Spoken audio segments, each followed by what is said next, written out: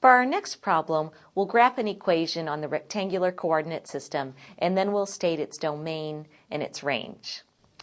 We have this equation, and first off, we want to identify that it's a circle. I can identify that it's a circle even though it's in general form and not in standard form yet because of the x squared and the y squared. They're on the same side of the equation, and they both have the same positive coefficient, +1. So we know that it's a circle. But before we graph it, we really want to put it in standard form so we can pick out the center and also the radius.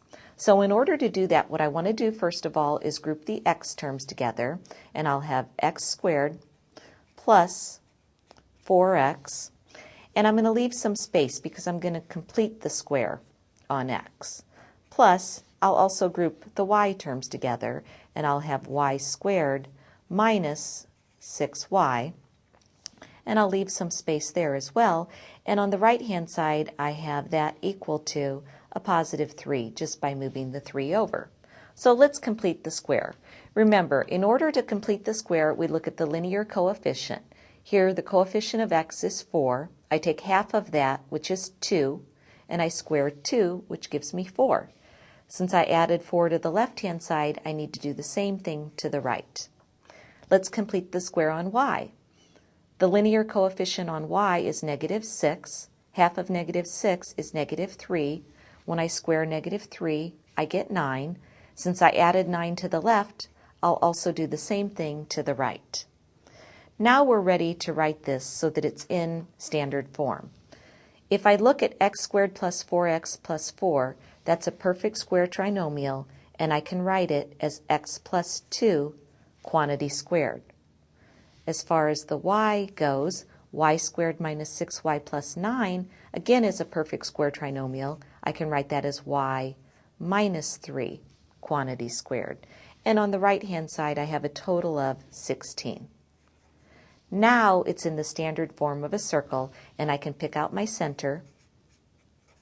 My center is going to be -2, +3. And my radius is going to be the square root of 16, which is 4. So on my graph, first, I'll find the center, -2 to the left, up 3, and then I simply go up 4, so 1, 2, 3, 4.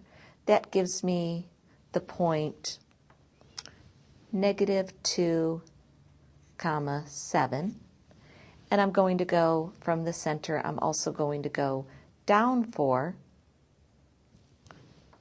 That leaves me at the point -2, -1. From this center, I'm also going to go to the right 4. So -2, 3. When I move 4 to the right, I'll be at +2, 3. And when I move 4 to the left, 1, 2, 3, 4, I'll be at, it looks like -6, 3. Let me go ahead and graph that circle.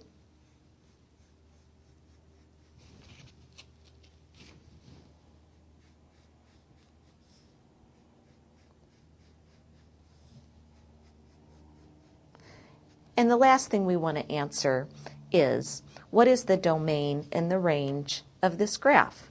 Well, the domain is any value that I can allow x to be. By my picture on the graph, I can see that the x values go as far to the left as -6 and as far to the right as +2. So the domain is from -6 to 2 on that closed interval. The range are any values that I can let y equal. And looking at my graph, I see the y values can go as low as -1 right here, all the way up to +7 on that closed interval.